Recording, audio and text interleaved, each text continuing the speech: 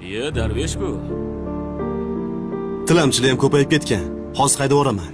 To'xta, oddiy tilamchi emas bu. Bunga tishim o'tmaydi. Xo'jayin, hozir haydab yuboraman. Hozir ko'rasiz. Turay. Bu xususiy hudud. Men ketadigan joyda emas, o'zim uyimda o'tiribman, ko'chada. Sandakalar juda ko'pini ko'rganman. Tur. Men ham sizga o'xshaganlarni ko'pini ko'rganman.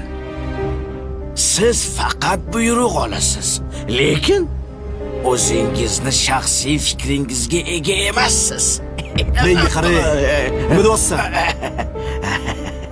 Tan oling. Odamlarni haydaysiz, lekin o'zligingizdan qochasiz.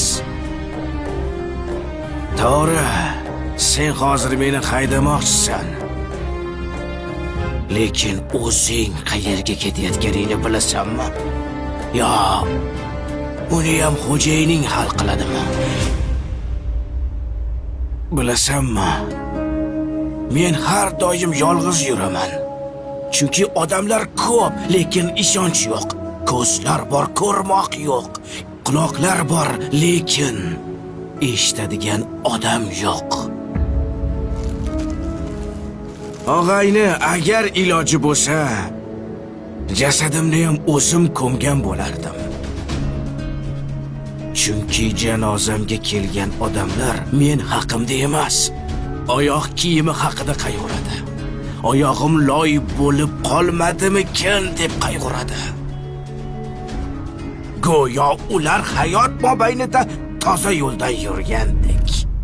Ha, Darvesh. Boy aka. Yaxshimisan? Yaxshimisiz? Ha, bu ishchi sizni xodimingizmi? Ha, men senga nima degandim? Bor, hujjatlarni mashinaga bor. Gaplarimdan xafa bo'lish yo'q. Uzr. Mayli. Menga ruxsat endi. To'xta. Labay. To'g'risini ayt. Nechta diploming bor? Buncha ko'p narsani qayerdan bilasan?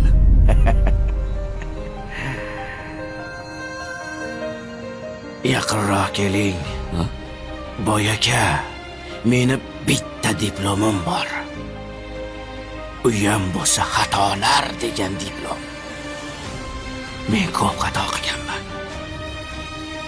Biz kelib ketuvchi to'garak jahon, na boshi ma'lum, na so'nggi ayon. Hech kimsa rostini aytib berolmas. Biz qaydan keldik-ku, keturmiz qayon. Odamzod.